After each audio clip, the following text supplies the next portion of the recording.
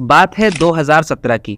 दिल्ली में देवेंद्र नाम के एक लड़के को स्नैपडील कंपनी में काम करने वाली एक लड़की पसंद आ जाती है। वो लड़का उसे स्टॉक करना शुरू कर देता है। लगभग 14 महीने तक ये लड़का दीप्ति नाम की इस लड़की का पीछा करता है और उसके हर मूवमेंट पर नजर रखता है। और फाइनली जब उसे उस लड़की के बारे में सब कुछ पता लग जाता है तो वो उसे किडनैप कर लेता है। लेकिन कुछ ही दिनों के बाद लड़की के रिक्वेस्ट करने पर वो उसे छोड़ देता है। जब पुलिस देवेंद्र को पकड़ती है और उससे इन्वेस्टिगेशन करती है तो वो ये कन्फेस करता है कि उसे इस क्राइम की इंस्पिरेशन शाहरुख खान की मूवी डर से मिली है। इस मूवी में SRK जूही चावला से ऑब्सेस्ड होकर उसको किडनैप करता है। वहीं 2013 में मुंबई पुलिस ने एक ऐसी गैंग को पकड़ा था जिन्होंने फेक इनकम टैक्स ऑफिसर्स बनकर बिजनेसमैन और दूसरे पैसे वाले लोगों को लूटा था। इनके पास से 1.5 करोड़ का कैश बरामद हुआ था। पूछताछ में इस गैंग ने पुलिस को बताया कि उन्होंने अक्षय कुमार और अनुपम खेर की मूवी स्पेशल 26 से इंस्पिरेशन लिया था। इस मूवी में अक्षय कुमार 26 लोगों के साथ मिलकर फेक इनकम टैक्स ऑफिसर्स की टीम बनाता है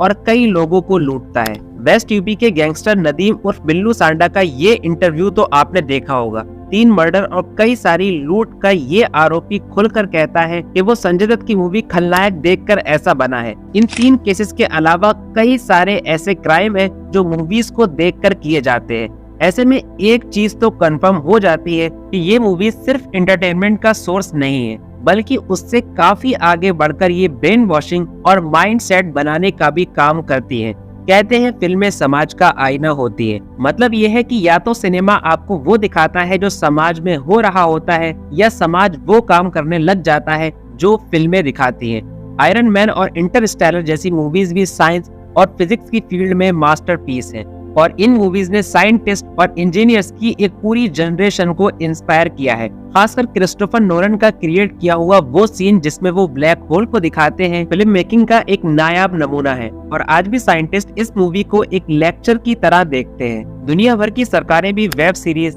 मूवीज और सीरियल के इस इन्फ्लुएंस को समझती हैं। इसलिए उन लोगों ने सेंसर बोर्ड जैसे इंस्टीट्यूशन भी बना रखे हैं जिनका काम ये होता है कि वो मूवीज को चेक करें और देखें कि कहीं ये मूवी समाज में कोई एक्सट्रीम इम्पैक्ट तो नहीं छोड़ रही, और अगर ऐसा होता है तो उस मूवी के उन एक्सट्रीम सीन को कट कर दिया जाता है या उन्हें सेंसर बोर्ड सिरे से रिलीज ही नहीं होने देता।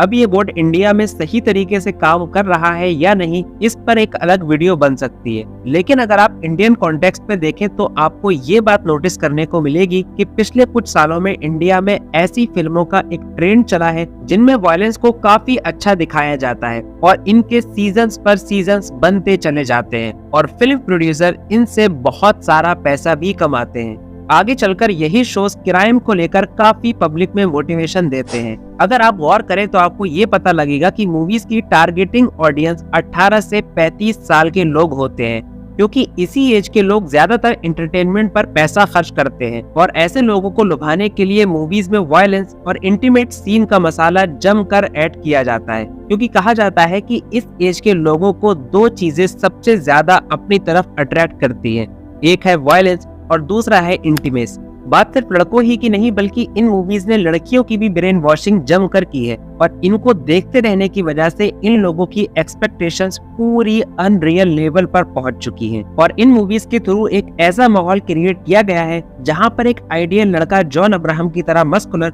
और टोनी स्टार्क की तरह अमीर और इंटेलिजेंट दिखाया जाता है, जो कि पूरी तरीके से नामुमकिन है। अब होता यह है कि लोग अपने बचपन और जवानी के दौर में बॉलीवुड और हॉलीवुड मूवीज जमकर देखते हैं और उनको ऐसा लगने लगता है कि रियल लाइफ में भी जिंदगी इतनी ही आसान और अच्छी होती है। लेकिन जैसे ही उनका सामना असल जिंदगी से होता है तो वो पाते हैं कि उनकी जिंदगी कठिनाइयों से भरी हुई है और इस तरीके से उन्हें अपनी जिंदगी बुरी लगने लगती है और आगे जाकर ये लोग डिप्रेशन का शिकार हो जाते हैं। शायद मूवीज की रियलिटी को लेकर के गैंग ऑफ वासेपुर के कैरेक्टर रामाधीर सिंह ने ये बात बिल्कुल सही कही थी। साला हिंदुस्तान में जब तक सलीमा है लोग चूतिया बनते रहेंगे।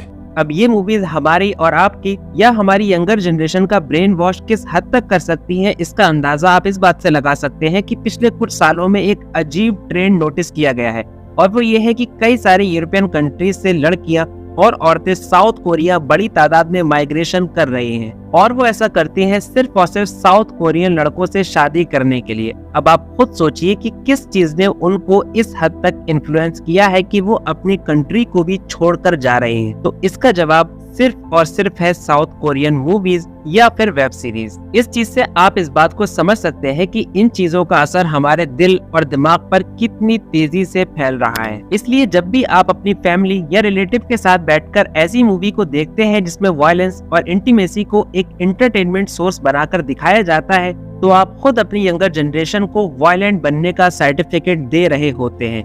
और अगर आप मेन स्ट्रीम बॉलीवुड मूवीज के शौकीन हैं, तो आपको ये बात पता होना चाहिए कि बॉलीवुड किसी इंडस्ट्री का नहीं बल्कि एक प्लेनेट का नाम है। जी हाँ, एक ऐसा प्लेनेट जो हकीकत से बहुत दूर फैंटेसी के यूनिवर्स में बसता है। यहाँ पर आप लोगों को करोड़ों की गाड़ियाँ और महंगे महंगे बंगलों में रहते हुए तो देखते हैं, लेकिन उनके पास ये चीजें आई कहाँ से, इसको नहीं दिखाया जाता और ना ही उनके स्ट्रगल को दिखाया जाता है।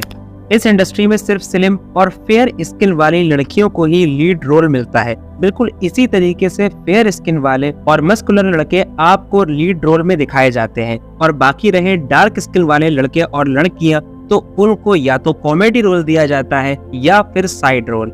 ये चीज कोई आम बात नहीं, बल्कि ये चीज सोसाइटी में बॉडी शेमिंग का दरवाजा खोलती है और लोगों को उनके हाइट, कलर या उनकी फिजिकलिटी के बेस पर डिस्क्रिमिनेशन झेलना पड़ता है। इस प्लेनेट पर आपको ये बताया जाता है, वो क्या है ना कि लड़की की नाम ही उसकी हाँ होती है, समझे? और यही चीज उन्हें आगे जाकर के मॉलेस्ट करने और फिजिकल असॉल्ट करने पर उभारती है। चलिए अब इस वीडियो को यूं खत्म करते हैं, इस उम्मीद के साथ कि वीडियो आपको पसंद आई होगी। आप देख रहे हैं इनलाइटेन लड़का, uncover the past, explore the present and dive into future.